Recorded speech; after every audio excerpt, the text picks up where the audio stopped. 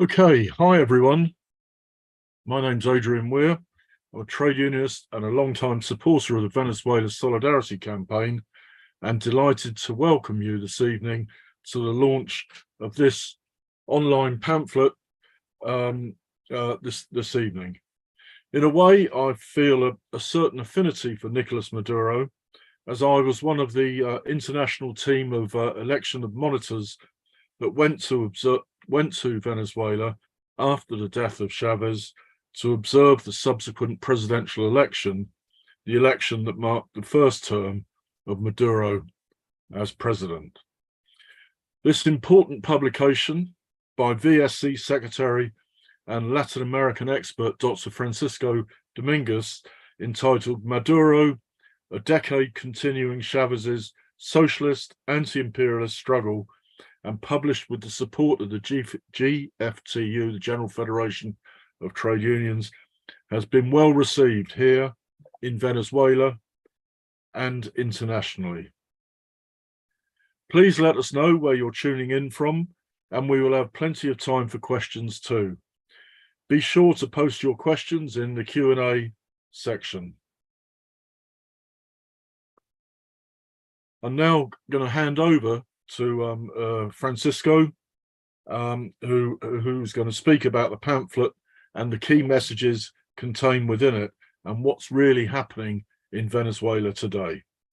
Over to you, Francisco. Yeah, thanks very much, Adrian. This pamphlet emerged as a sort of thinking about, 10 years without Chavez. And then I was thinking, the revolution survived, despite all the incredible tests and pressures that it was subjected to over these decades. And this hasn't ended yet.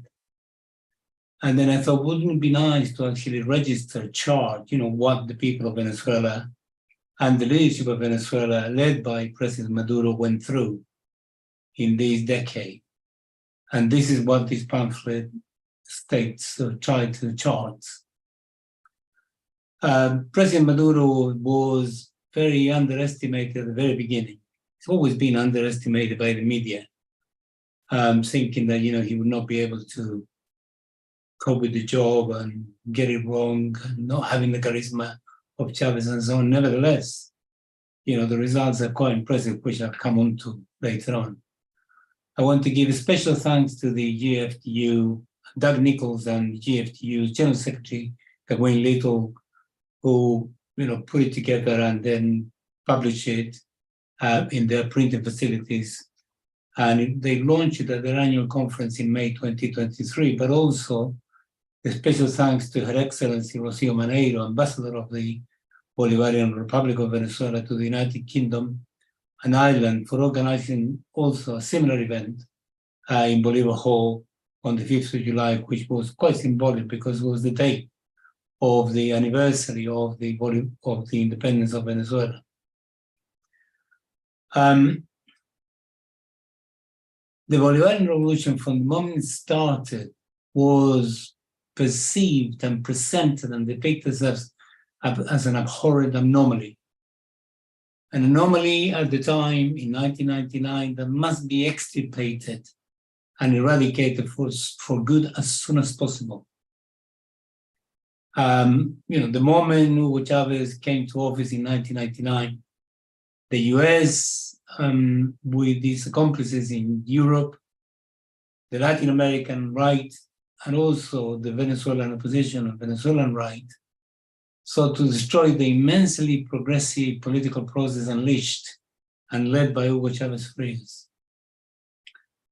I remember, when the Constitution, the Bolivarian Constitution, was enacted, I was thinking, how is it possible that in a sea of neoliberalism that was Latin America at the time, with the exception of Cuba, somebody such as Hugo Chavez, who was very unknown not in this country, but certainly very unknown internationally, certainly Latin America, was able to actually pull the enormous fiat of producing this anti-neoliberal constitution, which is the basic constitution that the Venezuelans have today. And I think the people who understood it immediately, much more rapidly than we did, was US imperialism. They immediately began a campaign of demonization and interference. State Department officials held meetings with opposition leaders, dissident military officers, business leaders, and many others to prepare the ground to get rid of this, what they perceived as an horrend anomaly. Then from there on, from 1999, large amounts of money were disbursed by the National Endowment for Democracy, which is a key regime change institution of the United States, and other shady outfits, the National Republican Institute, as well as the National Democratic Institute, which actually collects private monies. These monies were channeled to Venezuelan opposition parties, the opposition media, so-called NGOs. All of that at the time, between 1999 and 2002, was aimed to prepare the ground for a Chilean type of coup. The strategy they adopted was a Chilean, what I would call Chilean coup strategy. These involved mass protests, enticing the military to stage a military coup, and mobilizing the middle class, business leaders, landowners, right-wing parties, journalists, the media, the Catholic Church, and so on. And they sort of began to look like succeeding, because in December 2001, they managed to stage a national stoppage. And this was all in preparation for the coup of April 2002, which we all know it took place. It lasted only 47 hours, because the masses came out in their huge numbers to rescue not only Hugo Chávez, which they did, but also Venezuelan democracy and all that involved and all that entailed. The United States and the right-wing opposition and their accomplices internationally continue their process of destabilization, because between December 2002 and part of 2003, for 68 days, they paralyzed the oil industry deliberately. They carried out a sort of lockout. It was carried out by oil engineers and the trade union, the CTV, and the intention was to crash the economy so that they created the conditions for the overthrowing of the government. Just because of that, given the enormous dependency of Venezuela on oil and oil revenue, the losses that the lockout involved was in the region of $14 billion. Just to give you an idea of what we're talking about. Today, after serious economic performance by the Nicaraguan government over the last decade, the GDP of Nicaragua is 14 billion. So that gives you an idea of how much actually was lost. That failed because people resisted. Chávez was able to, get control of the PDVSA, the state oil company. Then they began to use Colombian paramilitaries. They sent a few in May 2004, which were stationed and trained in the farm of a right-wing landowner who was a member of the leadership of the right-wing coordination that was trying to oust the government. And their plan was to storm a National Guard command, seize weapons, and arm approximately 1,500 people, assault the presidential palace, assassinate President Chávez, and then, carry out a coup d'etat, which with God knows what other consequences if it had succeeded. Then in August 2004, that very year, later on, the opposition went for something which is unique to the Venezuelan constitution, which is the recall referendum. Every elected official in the Venezuelan political system can be recalled halfway through their mandate because the masses of the people who elected them may be dissatisfied. And if they were to lose the recall referendum, then they have to, resign, and then they're entitled to stand for election again. This was done against Chavez as well. Chavez won very comfortably, despite the fact that the opposition waged a violent, very violent campaign of so-called civil disobedience. 10 people died, actually, as a consequence of this campaign. 2004 is the time when George W. Bush is in the White House, very actively intervening in the internal situation of Venezuela. And the electoral campaign, or the recall referendum campaign, was funded by the United States. And there was an NGO called Sumate, join us or join in, which was led by Maria Corina Machado, very right-wing, extreme right-wing person.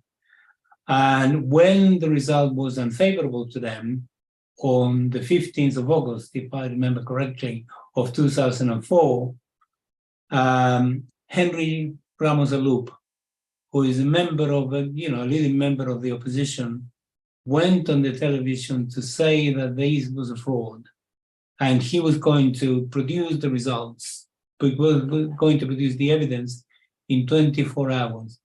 We're still waiting for that evidence.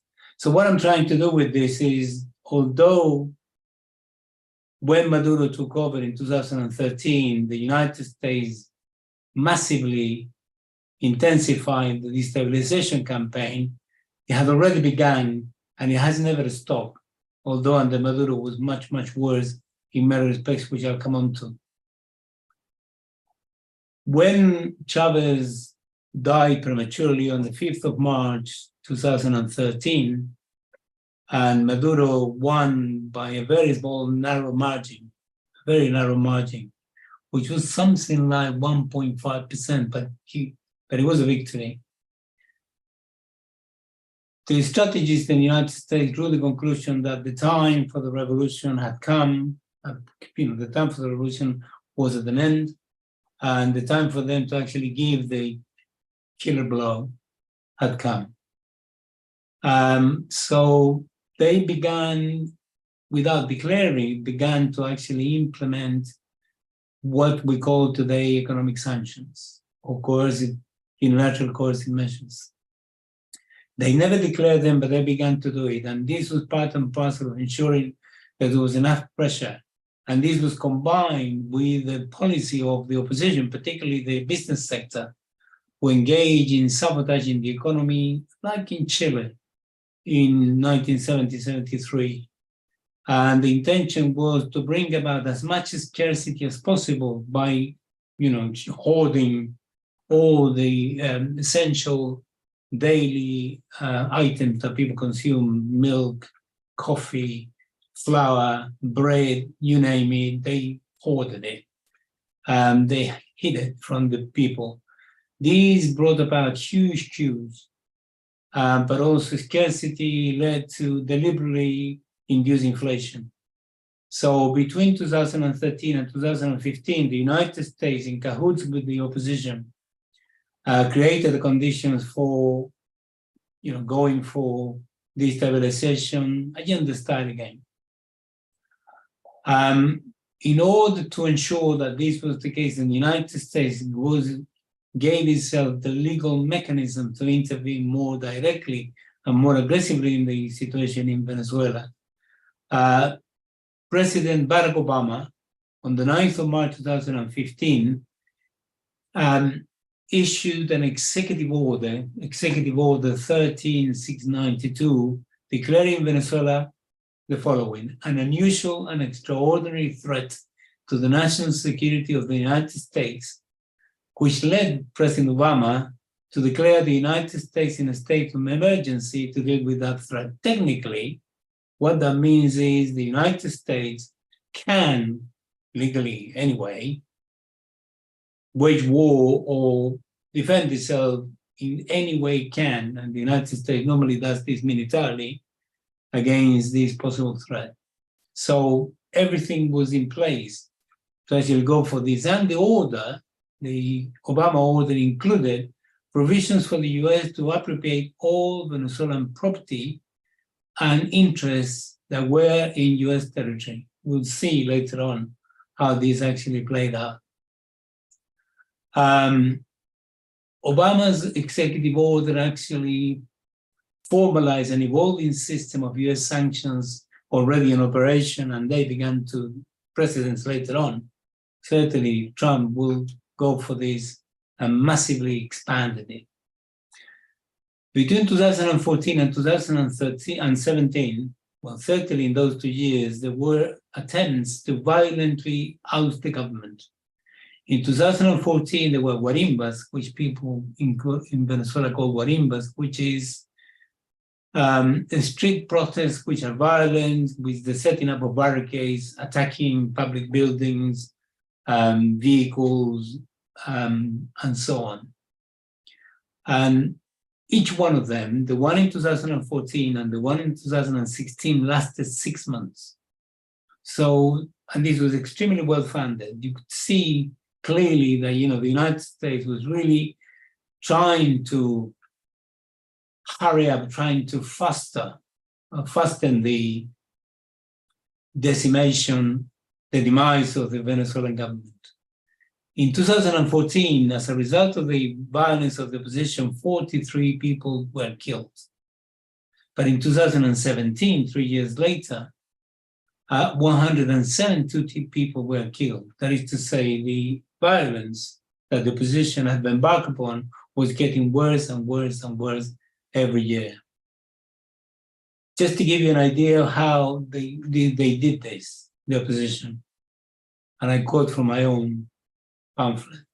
The violent offensive meant the erection of road blockades and barricades, the sabotage of public electricity installation, and vicious attacks on health centers, maternity hospital, many public buildings, the state television channel, vehicles transporting food supplies, a military base, ambulances, pedestrians and passerbys, an indigenous radio station, police station, children nurses in state-run factories, dozens of public transport buses, fuel tanker trucks, and police vehicles were burned with people inside. Police officers were fired on. Human excrement and bombs were thrown at police officers. Opposition demonstrators used homemade bazookas, and suspected Chavista supporters were gang-beaten, stripped naked, tied to lampposts, on trees, and nearly lynched. We have the pictures and the information is out there. In 2017, there was something special, unique, or different, which was different in the worst sense. Over 30 people were set alight on fire with the deliberate intention to burn them alive. Most of them were attacked for being dark-skinned, that is to say, Chavistas. And we have the emblematic case, the best-known case of somebody called Orlando Figuera, a young man of 22, who was walking by around the demonstration of the opposition. He was attacked on the 4th of June 2017. He was doused with fuel, set alight, and there are pictures of even videos of him running like a walking flame, and then he died from his burns 2 days later. Orlando Figuera was not a Chavista. So from there on, there was a massive incrementation of the aggression, US-led aggression, US-financed aggression, but carried out by the opposition internally, domestically, against the Venezuelan revolution. First of all, the opposition sought to sabotage the election in 2018. I was an international observer to the re-election of President Maduro in 2018. The opposition lobbied the United States and the European Union to impose sanctions, and this was quite successful. I'll come back to that later on. There were assassination attempts against President Maduro, one of them particularly on the 4th of August 2018, when from Colombia and from Florida, drones were manipulated or controlled from there remotely, and they explode in a parade, official event that was taking place, and the intention was to decapitate, to kill all of those on the platform, which was President Chávez, the high command politically of the revolution, as well as the military command. You can imagine this was quite nastily prepared and planned. They waged a campaign later on to induce millions of Venezuelans to migrate. The situation in Venezuela was getting worse and worse and worse from the economic point of view. And of course, they launched a campaign to offer people to go to many other countries in the world, Peru, Brazil, Ecuador, and so on, which was organized by the opposition. We had copies of the newspapers' ads, encouraging young people, particularly to leave the country, with offering of jobs and good wages and so on. So millions. There is a discussion as to how many of them actually are there, are outside. Then in February 2019, because the government was still resisting, there was this guy called Juan Guaidó who proclaimed himself interim president. Then in February 2019, they tried to push food, claiming that Venezuela, the Maduro government did not want the people to be fed. And they tried to push food into Venezuela by military means in the border in Cucuta, on the back of a concert organized by various international figures, including some presidents, but also the owner of Virgin Atlantic here, who was the compere of the concert. Then in March 2019, there was a cybernetic attack on Venezuela's electricity system, which blacked out completely the country. The intention was to actually create those conditions in order to sow chaos so that some external intervention could take place. There was a coup attempt, which was, nationally televised on the 30th of April 2018. And then on May 2020, there was a mercenary attack organized by US mercenaries of people who were contracted by Juan Guaidó. The contract was made public. I have a copy as well, as everybody else. So the intention was to actually land from Colombia into a beach in Venezuela, in La Guaira, which is very near Caracas. From there, the detachment will go all the way to the presidential palace. They said they wanted to kidnap Maduro, but possibly the intention was to assassinate him, and then kidnap as many of the leadership as possible in order to create the conditions for a coup d'etat. Guaidó actually issued some commitment that he was going to give them legal immunity for all the things that they need to do in order to cleanse society from Chavismo. I'm sort of using my own words. Then later on, the Department of Justice and the Donald Trump in the United States offered $50 million for information leading to the arrest of Maduro, and then offered similar amount of money for other leaders of the revolution. That request is still valid legally, if you see what I mean. The intention was to actually invite any crazy character anywhere to try to sort of make a quick buck. But this is not work. The government and the people were organized and resisted, and they never buckled under this pressure. So between 2014 and 2022, but particularly after 2016-17, after Trump is elected, the US began to impose one after another of unilateral coercive measures, sanctions. So far, the United States and its allies, Europe and others, have imposed 930 sanctions against the people of Venezuela. Literally everything was sanctioned in Venezuela. Literally everything was blockaded. Oil, gold, rare minerals, food, medicine, anything and everything. The idea was to strangle the economy with all the vigor and all the power that the United States and their allies could exert on this country, which was on its own, as it were. And 477 of these sanctions were against government officials, which prevented them from operating, going abroad, signing documents, and so on, which was deliberate. 169 against public bodies and private companies, certainly anything to do with oil and anything to do with export and production will be sanctioned. 69 against national foreign cargo ships. 58 of them are against planes, that is to say, these means of transport could not be used because they could be confiscated anywhere they went. In fact, there is a case going on in Argentina right now. Then 164 actions to freeze assets, liquid funds held in banks around the world. As a consequence of all of this, and this was reported by the current vice president of Venezuela, Delcy Rodriguez, Venezuela lost $232 billion in lost oil revenues. It's a gigantic amount. And then about $40 to $60 billion of resources, monies that belong to Venezuela have been illegally retained in many other places, certainly in Europe. And, notably 31 tons of gold in Venezuela.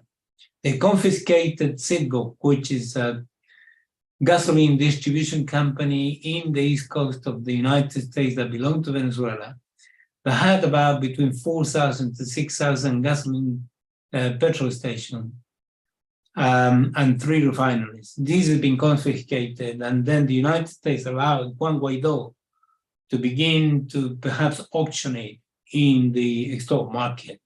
Venezuela is waging a very difficult battle to try to preserve this very important asset, which is extremely it's perhaps one of the most valuable, oil companies in the world, not only because of the assets that it has, but also what it represents in terms of Venezuela having the largest deposit of oil in the world. Just to give you an idea of the consequences at the level of people, a study produced by the Center of Economic and Policy Research, which is a Washington think tank, a progressive one in the United States, produced a report that reckoned that between 2017 and 2018 alone, only in that year, US sanctions inflicted an estimated 40,000 unnecessary deaths. In 2018, as a consequence of the sanctions, this is what they say. 85% of shortages of essential medicines. More than 300,000 people were at risk due to lack of access to medicines or treatment. 80,000 of them with HIV, 16,000 of them who needed dialysis, 60,000 more people with cancer, and 4 million people with diabetes and hypertension. The intention was to really crush the people. In my view, and there is no statistics that I'm aware of, I think in this period, possibly in the region of 150,000 people have died unnecessarily due to US sanctions. Just to give you a sense of comparison, the terrible dictator of Pinochet in 17 years assassinated 5,000 people. So this is equivalent or worse than throwing bombs, on people who are completely disarmed, who have no possibility of defending themselves. And it affected particularly the most vulnerable, pregnant women, chronically ill, the elderly, and so on and so forth. And this was deliberate. At the time of the height of the sanctions, William Brownfield, a nasty piece of work in my view, former ambassador of the United States to Venezuela, he said the following. He said, at the moment, perhaps the best solution would be to accelerate the collapse of Venezuela, even if it produces a greater period of suffering, whether for months or years. So this is really, US imperialism as it worst or as it best. So now what I want to do very briefly is to sort of list the kind of things that the kind of things that Maduro actually do, the policies of Maduro in order to deal with this, which is a very, very difficult situation. First of all, the combat against COVID was extremely successful. They got the support of China, they got the support of Russia. The government went everywhere, the United Nations, any institution, anything that they could do in order to get resources and vaccines in order to combat COVID-19. And the result was that in Venezuela, as a consequence of COVID-19, there were 5,716 deaths. That is to say, 20.1 per 100,000 inhabitants. In the United States, that ratio is 304.18 per 100,000 inhabitants, and more than 1 million people who die and as a consequence of their incapacity of, dealing with not having a public health sector. So Venezuela has one of the best performances in terms of these in the region and perhaps in the world. Then, Francisco, can I just remind you, you've got about 10 minutes left. Okay, thank you very much for that. Yeah, I'll bring it to an end quickly. The government imposed a policy, implemented a policy of bonuses. There were bonuses of every kind: Christmas, gasoline, family, lactating and pregnant women, single mothers, the elderly, for people who wanted to do apprenticeship, youth, and so on. And then a large proportion of the budget was being devoted to social expenditure. In 2022, the proportion of the budget that was devoted to social expenditure was 77%. I have here in my information that 4.4 million houses for the people haven't been built, but actually the latest figures is 4.6 million. So despite all the sanctions and all the aggression, the Bolivarian Revolution was still delivering for its people, even though the conditions were extremely difficult. One of the things that was done was the digitalization of economic activity, given that money was a problem. Digitalizing the economy helped enormously. Then they encouraged the setting up of small businesses, cooperatives, communally owned and small private companies that began to deliver the goods that people needed, slowly but steadily. By now, we're talking about 2021, 2022, 95% of the food that going into the club boxes, club is the system that gives subsidized food to millions of families, give to deal with the difficult situation. 95% of the food going into these boxes is produced now in Venezuela. Inflation that was 1.5 million went down to single digits per month. So still some inflationary pressures, but no question about it that hyperinflation has been defeated. And the scarcity of goods has been resolved, and people who have been to Venezuela can confirm this, by 95%. And oil production is being restored. The information is that possibly this year, the oil production that went down to 200,000 barrels a day will go up to something like 1 million. So these produce the result. On the one hand, the resistance of the people. On the other hand, the policies of the Maduro government and the leadership of President Maduro. So I want to look at the evolution of anti-imperial resistance very quickly. In October 2016, the Washington Post wrote an article with the title "Venezuela on the Brink of Collapse." The Economist in May 2017 wrote, "Why is Maduro still in power?" The Washington Post in August 2018, "Venezuela to be swept away by economic chaos." Economist, January 2019, "How to hasten the demise of Venezuela's dictatorship." The New York Times in September 2020, "Venezuela's opposition is split over taking part in coming elections. Things are beginning to change." The New York Times again in November 2020, "Venezuela's President Maduro pardoned 100 political opponents." I read the article and it was so positive that I couldn't believe it. Washington Post, January 2021, "Trump's bluster failed Venezuela. Biden might use diplomatic and economic levers to address the crisis." The tack changed quite dramatically here. The Washington Post in May 2022, "Biden administration begins easing restrictions of Venezuelan oil." The Economist in August 2022, "Venezuela's dictator is less isolated than once was." The Center for Foreign Relations, which is a think tank specialized on foreign relations of U.S. imperialism, in November 2022 wrote the following: "Do U.S. sanctions on Venezuela work?" And their answer was no. And then I quote a paragraph from there. It says, "It's time for the Biden administration to accept that the Guaidó gambit has failed and that most Venezuelans and most of the international community have moved on. The White House needs a Venezuela policy based on fact, not fiction. And the fact is that Mr. Maduro is president of Venezuela and Mr. Guaidó is not." And then in February 2023, the Washington Post wrote how Maduro beat Guaido and the US in Venezuela long standoff. So, Chair, I'll just read the final concluding remarks, if I may, which I got from my pamphlet. There is a universe of grassroots organizations, trade unions, health, water, land, food distribution, women, communal council, cooperative, just use women, and so forth, that give tangible expression to Venezuela's participatory democracy, all organized under the umbrella of the Civic Military Alliance, including the 4 million militia. The instrument that articulates and harmonizes this complex social coalition of workers, peasants, women, youth, the military, and so forth, that has guided it for over 2 decades of Bolivarian revolution is twofold. Hugo Chávez's political leadership evolving into the United Socialist Party of Venezuela, the PHV. The PHV enjoys Gramscian political and cultural hegemony in Venezuela by virtue of its intellectual and moral leadership over the majority of the especially working population.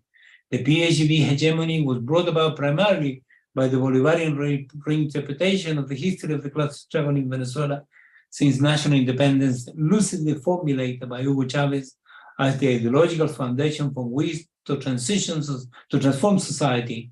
Its first concrete manifestation after the 1992 rebellion with the Por Ahora that shook the nation was the 1999 Bolivarian Constitution.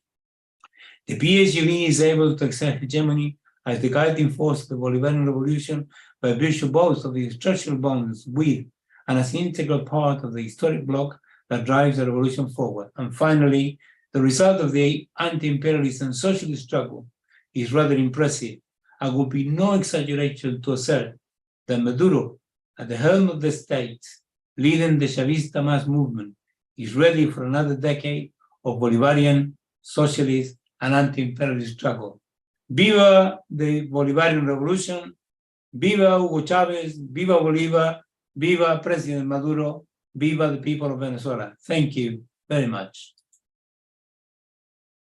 Thank you so much, Francisco. That was an extremely illuminating contribution, and I'm sure friends on the call will look forward to reading your pamphlet that I'm holding up there.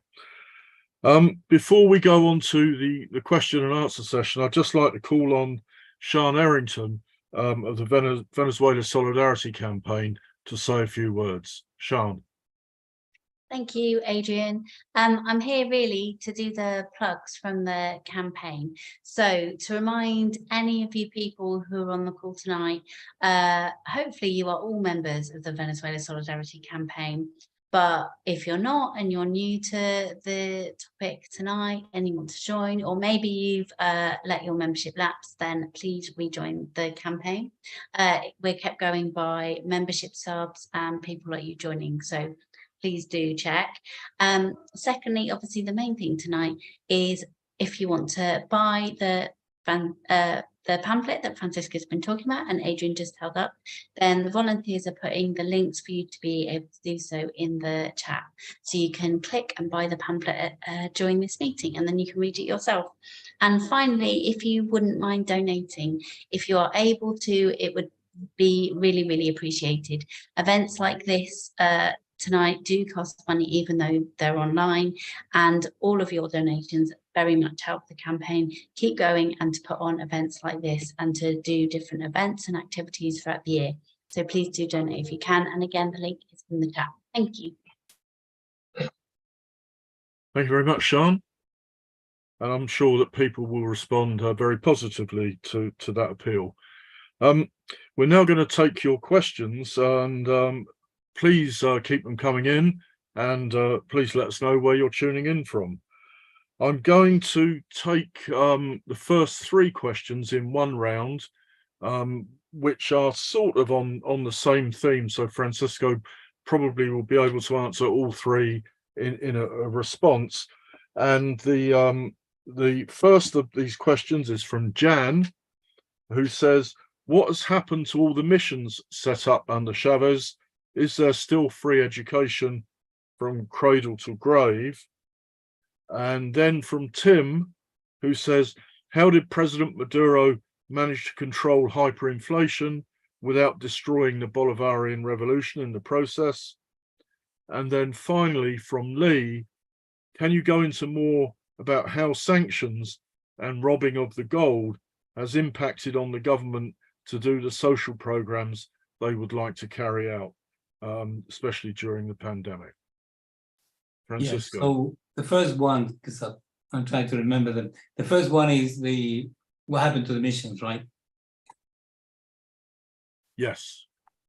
Yeah, the mission is still there.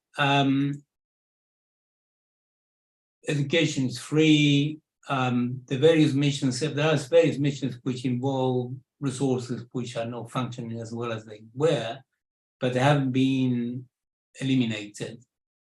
And the recovery of the economy is allowing the government to actually continue with this. One of the key missions is the housing mission, which is obviously there. The one that could not be carried out, could not be continued, not only because Venezuela had problems, but also because of Cuba had problems, which is the international mission Operation Miracle. But all the other missions, people who are what they call in the street situation, that is to say, who don't have where to live, that exists. The attention to the elderly continues, the special attention to children, meals in their schools, all of those things are still there.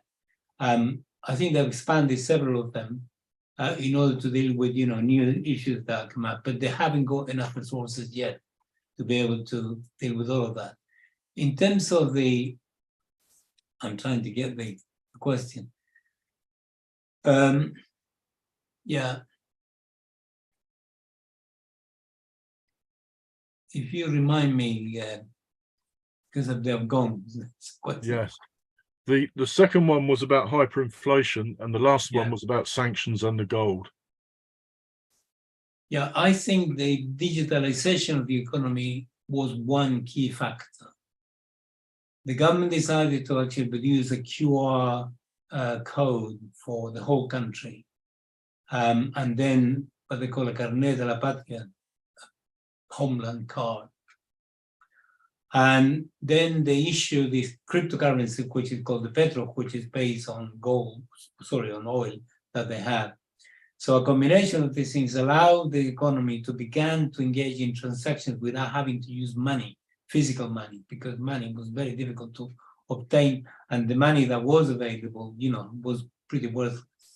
So this new system of accounting helped enormously to facilitate the transaction without necessarily the use of printing money. That was one, but it's not the only one.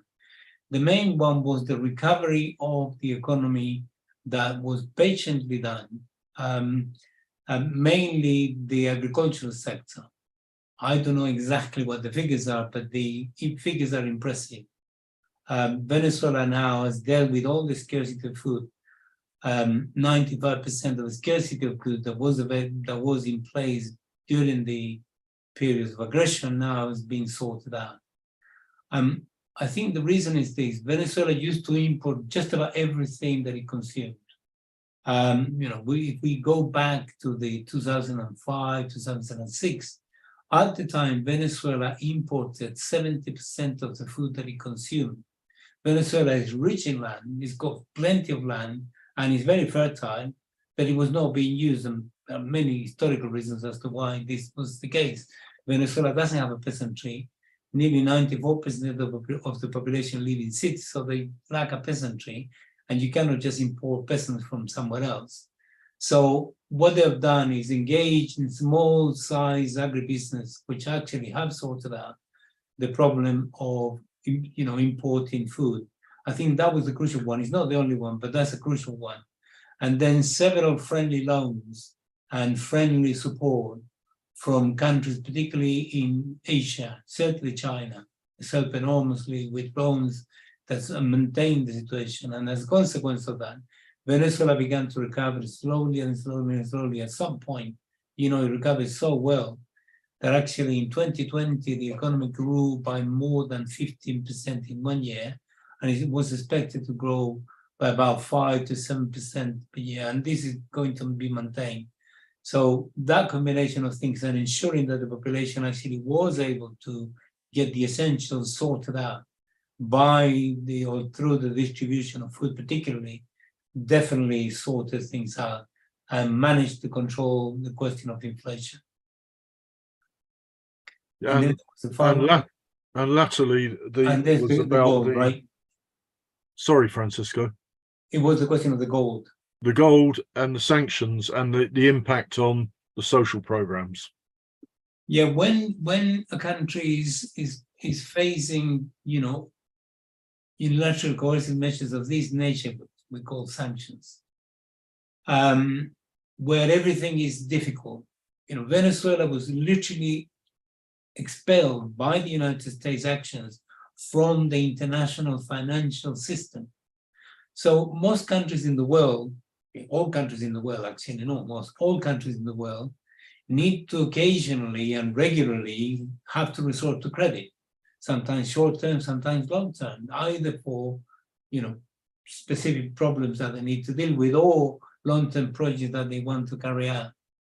Venezuela finds it impossible to find loans in the normal markets. So if it were to find them, it would be extremely expensive because Venezuela is a high-risk country with a hyperinflation at the time. So therefore, any potential creditor will charge the earth for anything. So that will limit massively the possibility that the country has of obtaining what it requires in the world economy because it was blockaded. So the consequence will be the population will suffer. And as described in my presentation, there was no medicine, there was no food, and the intention was that there was no medicine at all, there was no food, there was no fuel, there was nothing. And that's why, you know, it is very, sanctions quite be extremely effective. Venezuela cannot sell gold, cannot sell oil. It's just beginning to change only in the last year. So for about, I would say, a period of 5-7 years, Venezuela was really constrained, was being strangled. In terms of the oil revenues, which are so crucial to Venezuela because of the sanction, Venezuela, according to their own information, lost 99% of the oil revenues they used to get. So it was only reduced to 1%, which was literally impossible. So the sanctions are terrible. In terms of the gold, I think, you know, if you cannot really move the gold, then the perception that is going to be around creditors and around the financial sector is that you are a pariah regime.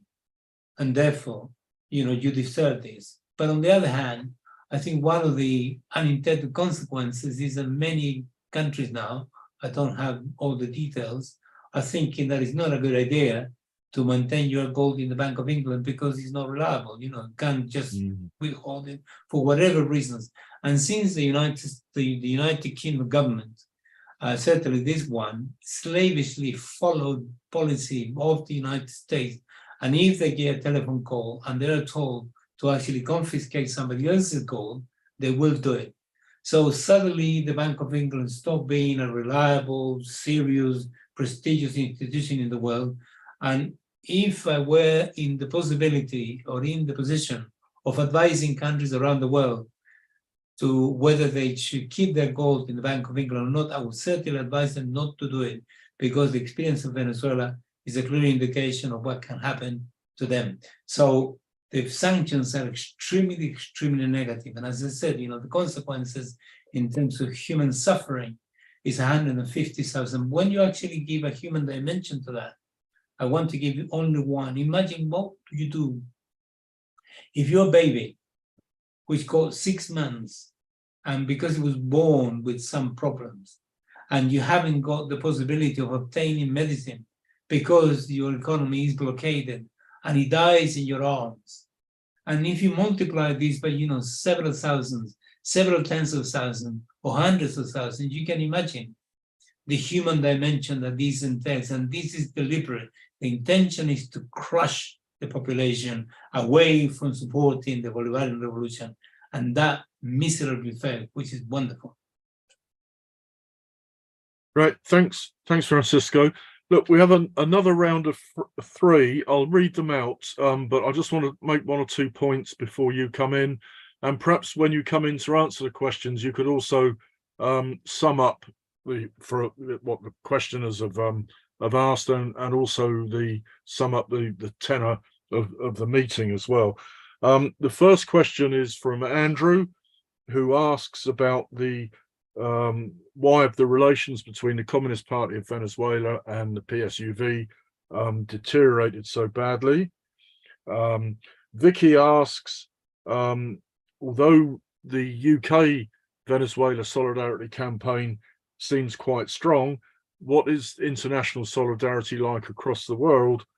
And lastly, Logan asks, as Latin America shifts left again, is Maduro continuing Chávez's central role with solidarity with the progressive movements across the continent?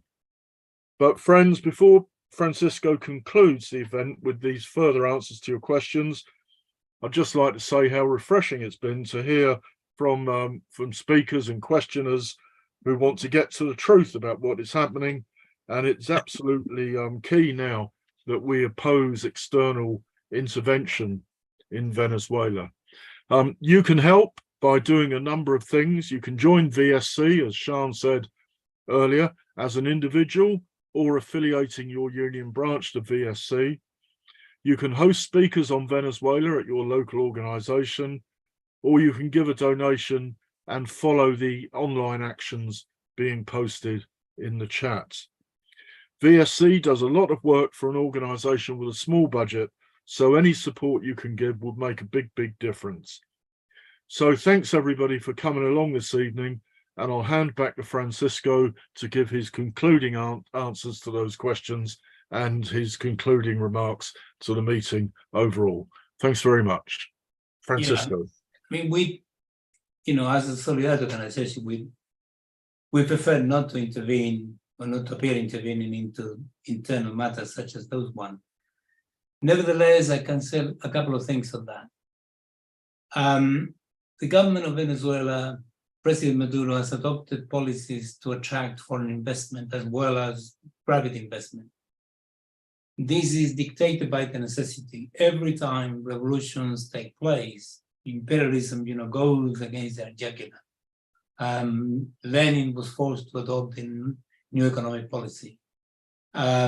Cuba is adopting policies of inviting foreign investment into the tourism industry as well as other areas, and so on and so forth. I mean, I can go on, but that give you an idea. So it's good practice, provided that the state remains, central to the question of hegemony over the investment, and also maintain its ethical commitment to social equality and to continue the revolution, which is the case with Venezuela. There is no complication, it's just a tactical question. And I personally will support any initiative by, say, the Venezuelan government that actually attracts investment to ensure that it generates jobs, it generates incomes, and improves the economy, which is the reason for this. The law specifically is called anti-blockade law, which allows for several mechanisms for the private sector to intervene and to participate in the economy in joint ventures with the state. Now, my understanding is that the Communist Party of Venezuela has drawn the conclusion that President Maduro has become neoliberal. Whatever reasons they may have on this, I think it's preposterous to suggest, without taking a position on whether I'm in favor of the PCV or not, we support the right of Venezuela for national sovereignty and self-determination. It is absolutely preposterous to suggest, given the aggression of the United States against Venezuela, given the policies that have been adopted, where the masses have been organized, strengthened, and Chavismo continues to play a very central role in the left, internationally, Latin America, and so forth, to suggest that, these policies, which are a tactical problem, a tactical retreat, and a tactical adjustment of the very difficult situation that the country faces, has become neoliberal. The conclusion of this is, if you think that the government is neoliberal, then the conclusion is the government that cannot be there. I'm not saying that this is the conclusion that people draw necessarily, but that is the reason why things have deteriorated quite dramatically and it's understandable. We'll see how this goes. I hope that they're able to actually come back to a dialogue and sort out their problems and sort out their differences. That's number one. In terms of international support, I've just participated recently at a European initiative, an all-European initiative in solidarity with Venezuela. This is just the beginning. So therefore, what is going on is that people are getting together in order to try to organize things at the European level.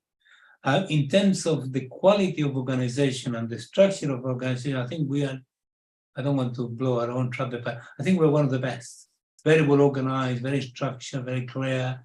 You know, we procedures and AGMs and resolutions, an executive committee which is elected. All of these is absent in many organizations. In many organizations, solidarity organizations. I think Venezuela, in that sense, our distinctiveness is that we put at the center the defense of the national sovereignty and the right of self-determination, rather than we approach it from a specific political point of view, which is the case in many other very good solidarity campaigns that exist. There are very interesting ones, certainly in the United States, certainly in other places. But Venezuela benefits more massively than from our international support, which is interesting, but small, from the support that it gets from revolutionary governments, progressive governments, and so on, such as Lula in Brazil, such as Mexico, and a few others around the place. Seems to me that is important. And it's quite important that we wage a battle here against the demonization of Venezuela, but also to broaden as much as we can the support for the national independence,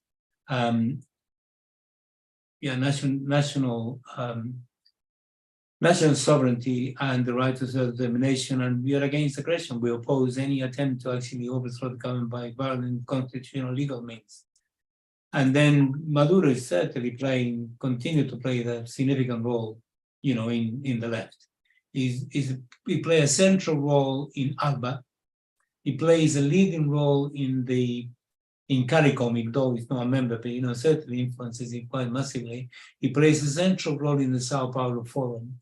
He plays a central role in UNASUR, which is being reconstituted. He plays a central role in CELAC, and now he's going to join the BRICS. And he's going to, his solidarity with peoples in struggle around the world remains absolutely unbroken and unbreakable. So in that sense, he continues to play. The many people in Latin America, but also around the world, look towards Maduro and towards Venezuela, inspired by Chávez, as a sample, as an example of resistance and successful socialist resistance, which I think it is. So I want to finish with this, if I may, Chair. It is very important that we redouble our efforts of solidarity with Venezuela. What they've gone through is absolutely incredible. It's extraordinarily horrible. But at the same time, I take my hat off for their capacity to actually resist. And I think the people of Venezuela, because they've been instilled by Chávez's ideas and Chávez's inspiration, to build a better society, I think they understood clearly that had Maduro gone, the consequences would have been terrible. Possibly they would have been set back to something like Haiti or worse. So they knew they had to defend the revolution. And also they knew that Maduro was the person who was doing it. That's why Chavismo is massively strengthened now, and the opposition is all over the place, and it's very, very weakened. So all of these things actually are, important dimensions to bear in mind. But just a final warning. The United States, Biden administration is becoming extremely hawkish. I don't want to talk about international matters, but just concentrate on Latin America. For example, he sent a nuclear submarine to dock in Guantanamo. Why do you have to send a nuclear submarine to Cuba? What is Cuba doing, to deserve this incredible level of aggression? President Biden continues to actually impose sanctions on Venezuela, on Nicaragua, and on Cuba. He doesn't lift them at all.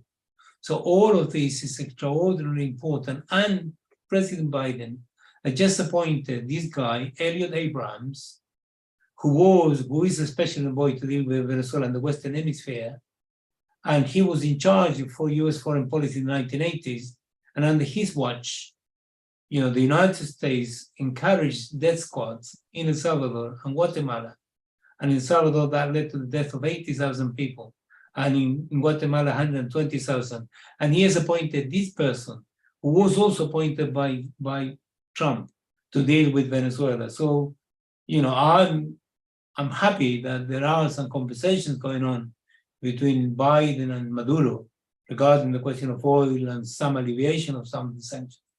Nevertheless, the dangers are still there. And as the United States is declining, it's becoming increasingly more aggressive. So there is everything to play for. We have to be on our guard and continue to demand, number one, that the United Kingdom has a constructive engagement towards Venezuela. And number two, bloody hell, return the gold to Venezuela because it belongs to them. I'll leave it there, comrade. Thank you. Right. Thanks very much, Francisco. And thanks to everybody for tuning in. Thank you and good night.